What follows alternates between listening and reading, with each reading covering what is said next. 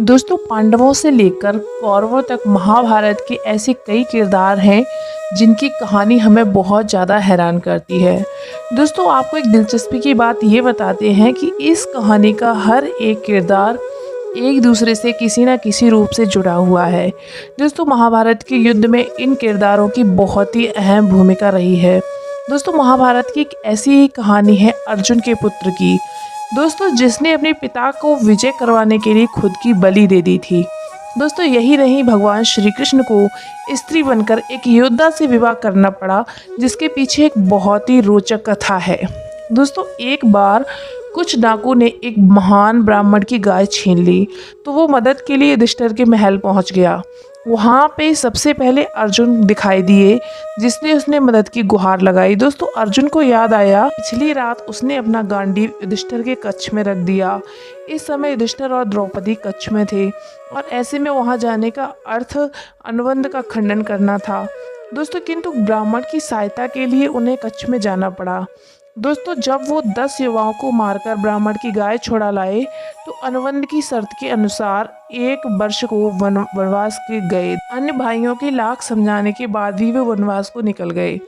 दोस्तों भीष्म पर्व के 91वें अध्याय के अनुसार 8वें दिन जब सुबलपुत्र शकुनी और कृतवर्मा ने पांडवों की सेना पे आक्रमण किया, तब उनके सुंदर घोड़े और बहुत बड़ी सेना द्वारा सब ओर से घिरे हुए शत्रु को संताप देने वाले अर्जुन के महाबलवान पुत्र इरावण ने रणभूमि में कौरवों की सेना पे आक्रमण कर दिया। दोस्तों इरावण द्वारा किए गए इस अत्यंत भयानक युद्ध में कौरवों की घुड़सवार सेना नष्ट हो गई। दोस्तों तब शकुनी के पुत्रों ने इरावण को चारों तरफ से घेर लिया। दोस्तों इरावण ने अकेले ही लंबे समय तक इन 6 से वीरतापूर्वक युद्ध कर उन सबका वध कर दिया। दोस्तों ये सब देखकर दुर्योधन काफ़ी ज़्यादा भयभीत हो गया और वहाँ से भाग खड़ा हुआ और राक्षस अलवंशु के पास पहुँच गया। दोस्तों जो पूर्व काल में किए गए बकासुर वध के कारण भीम का शत्रु बन के बैठा था, ऐसे में इरावण से युद्ध करने को तैयार हो गया। दोस्तों ये कहा जाता है कि ये इरावण की मृत्यु से एक दिन पहले सहदेव, जिनके त्रिकाल दृष्टि प्राप्त थी, ने इरावण को बता दिया कि अगले दिन उनकी मृत्यु होने वाली है। दोस्तों ये सुनकर इरावण जरा भी घबराए नहीं, किंतु उन्होंने भगवान श्री कृष्ण से ये प्रार्थना की कि वो अविवाहित नहीं मरना चाहते। अब इतनी जल्दी इरावण के लिए कन्या का प्रबंध कहाँ से होता। इस कारण से श्री कृष्ण ने वहाँ युद्ध में उपस्थित राजाओं से उनकी कन्या का विवाह इरावण से करने को कहा।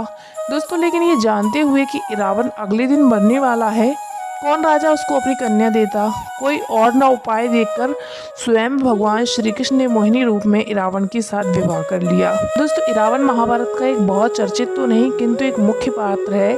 इरावण महारथी अर्जुन का पुत्र था, जो एक नाग कन्या से उत्पन्न हुआ था। दरअसल जो द्रौपदी से विवाह के पूर्व देवर्षि नारद की सलाह के अनुसार 5 भाइयों ने तय किया था कि द्रौपदी 1 वर्ष तक किसी एक भाई की पत्नी बनकर रहेगी। उस 1 वर्ष में अगर कोई भी अन्य भाई भूल कर भी बिना आज्ञा द्रौपदी के कक्ष में प्रवेश करेगा तो उसे 12 वर्ष का वनवास भोगना पड़ेगा। देवर्षि ने ये अनुबंध इसलिए करवाया था ताकि भाइयों के बीच किसी प्रकार का मतभेद ना हो। दोस्तों इसी बीच इरावण का जन्म हुआ था।